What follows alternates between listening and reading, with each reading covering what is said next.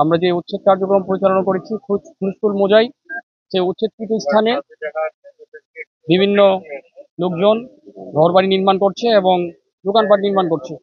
তো আস্তে আস্তে সেই জায়গায় সেই দখলের পরিমাণ বাড়ছে।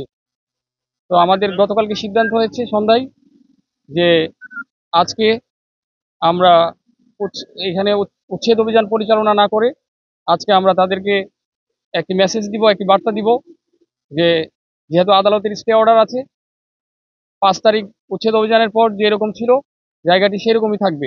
মানে 5 তারিখ উচ্ছেদ অভিযানের পর এখানে কোনো ঘরবাড়ি ছিল না। তো সেই মেসেজটি আমরা বার্তাটি আজকে দিয়েছি। যাদেরকে আমরা অন দ্য স্পটে পেয়েছি আমরা দেখেছি বেশিরভাগই ভাসমান, তারা এখানে ভাড়া থাকছে। সেই জায়গাগুলো বিভিন্ন জমিদার, তারা বলছে বিভিন্ন মালিক, কেউ শোরুমে হুন্ডা শোরুমের মালিক, এক একজন। আমি সবার নাম সংগ্রহ করতে এখন পারিনি, করছি।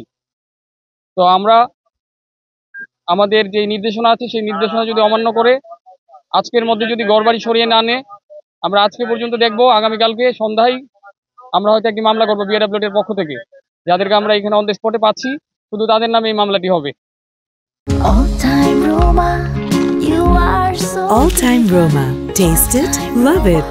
এই সংখ্যাটি আমার হাতে এই মুহূর্তে নেই, তবে আমার লোকজন সংগ্রহ করছে। আমি ধরে নিচ্ছি, মানে আমি অনুমান করে বলছি যে 50 জনের মতো হতে পারে সেটা, এবং 50টির মতো ঘরবাড়ি হতে পারে আনুমানিক।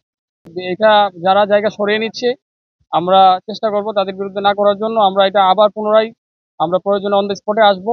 আমরা এট লাস্ট যাদেরকে পাবো আমরা তাদের বিরুদ্ধে করবো। আমরা এখানে থানার পুলিশ আছেন, ওনাদের টিম নিয়ে আমরা বিআইডব্লিউটির লোকজন আবার আসবো এখানে শান্তিপূর্ণভাবে। আমরা আমরা এখানে যারা এই ঘরবাড়িগুলো অপসারণ করে নিয়ে যাবে না সেই কয়েকজনের নাম আমরা নিব। আমরা চেষ্টা করব যে তাদেরকে কনভিন্স করার জন্য, বুঝিয়ে বলার জন্য। তারপরে যদি কেউ না সরে সেক্ষেত্রে আমরা আইনানুগ ব্যবস্থা নিব।